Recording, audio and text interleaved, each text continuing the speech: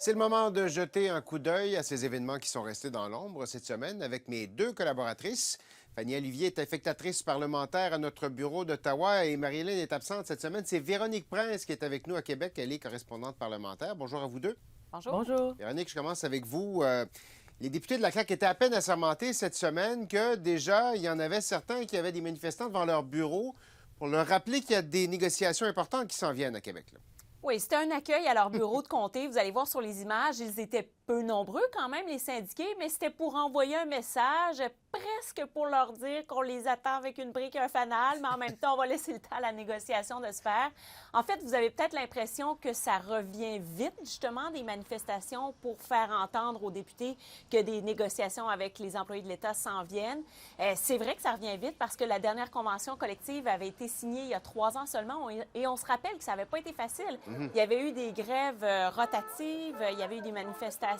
Le gouvernement avait décidé d'y aller de façon sectorielle. Alors ça aussi, ça avait quand même attisé de la frustration là, de la part de certains syndiqués qui sont habitués de négocier vraiment en bloc.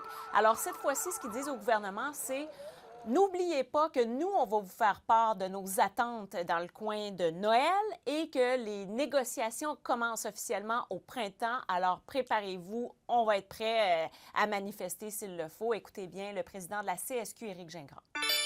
Le gouvernement l'a vu, là. Il a fallu, en période de pandémie, être en mesure de trouver des façons d'amener des gens. Bien là, ça, c'est pas fini, là. Les services publics ne vont pas mieux. Au contraire, problème de pénurie. Et là, maintenant, il faut parler des conditions de travail. Puis ça passe aussi par les salaires.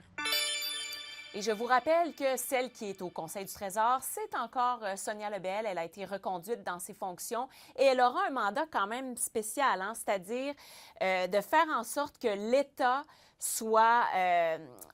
Éric Duhem appelait ça le dégraissage de l'État. Sonia Lebel n'appellera pas ça comme ça, là, mais elle veut alléger effectivement l'État public.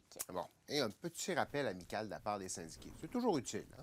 Et Fanny, pendant ce temps-là, vous, il y a les libéraux cette semaine qui se sont saisis d'un dossier qui, normalement, est l'apanage du NPD ou du Bloc québécois. Oui, c'est le ministre du Travail, Seamus O'Regan, qui a lancé des consultations en vue d'écrire un projet de loi pour interdire le recours aux travailleurs de remplacement dans les cas de conflit de travail pour les entreprises sous juridiction fédérale. Alors, on se donne du temps, hein, Daniel, on se donne presque 1 an pour écrire cette loi. Vous savez, le recours aux briseurs de grève, c'est interdit au Québec, c'est interdit en Colombie-Britannique, mais ce n'est pas le cas pour les entreprises sous juridiction fédérale. Alors, pensez aux banques, pensez aux transports interprovinciaux et international ou encore aux télécommunications.